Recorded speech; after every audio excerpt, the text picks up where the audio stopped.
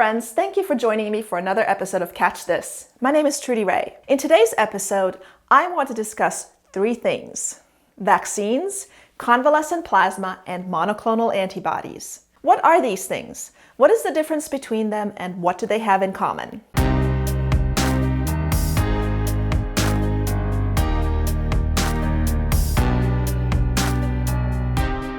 The major shared feature between vaccines, convalescent plasma, and monoclonal antibodies is that they all involve the action of antibodies.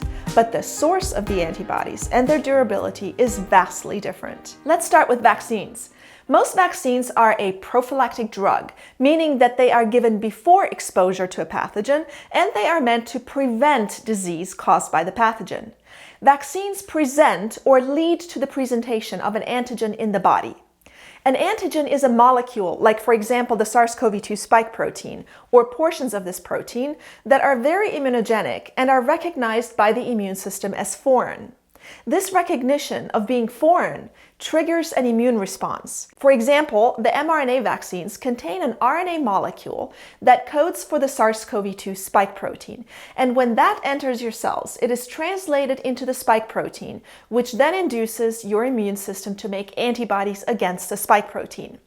Those antibodies are your own antibodies, made by your own B cells, and they stay in your body for a long time and are affiliated with an immune memory that lasts even longer. That means that even if your antibody levels are really low years later, your memory B cells can stick around for decades, and those are able to reproduce those antibodies in huge quantities if they should see the same antigen again. And they can do so very quickly, within days. Antibodies induced by vaccination are polyclonal, meaning that they are derived from many different B-cell lineages and may target many different portions or epitopes of an antigen.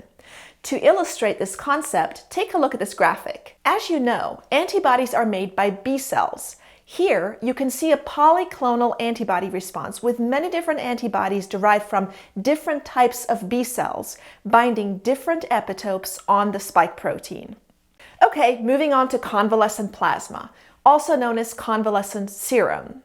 Convalescent plasma is the blood plasma of a person who has recovered from an infection. This plasma contains antibodies to the infectious agent, like a virus, and it can be used as a therapeutic treatment for people suffering from the disease caused by that same agent.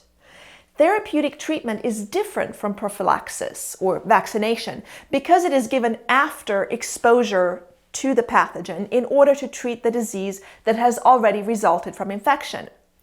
When you receive convalescent plasma, the antibodies in the plasma should function the same way your own antibodies would and eventually get rid of the infectious agent. However, they are not your own antibodies, and thus their durability in your body is limited. Eventually, they degrade and there is no immune memory. This means that if you become infected again in the future with the same agent, you won't have pre-existing antibodies or memory cells against that agent. Plasma also contains many other components, including clotting factors, which are problematic in the context of COVID-19 because they are associated with more severe disease and lead to an increased risk of death.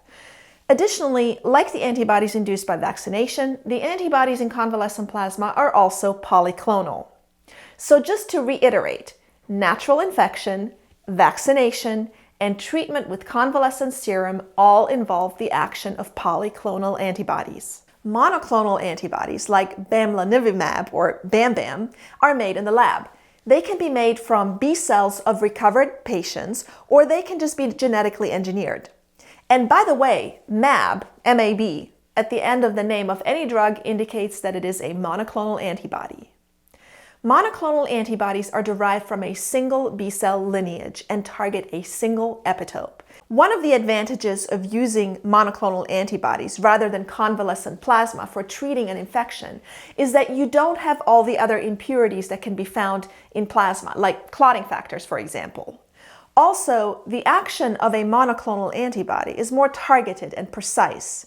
When making a monoclonal antibody, scientists typically pick an epitope that is very immunogenic and induces antibodies that are neutralizing, basically antibodies that inactivate the virus. This can be a definite advantage compared to polyclonal antibodies, some of which will be neutralizing, but many others of which may have off-target effects, potentially contributing to tissue damage. Like with convalescent plasma, the durability of monoclonal antibodies after injection is limited, and there is no immune memory. Vaccination is also known as active immunization because it kicks your immune system into high gear, forcing it to make its own antibodies.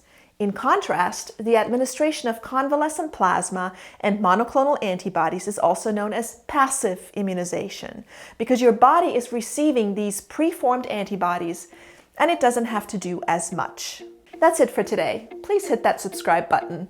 Thanks again for listening. My name is Trudy Ray. I'll see you next time on Catch This.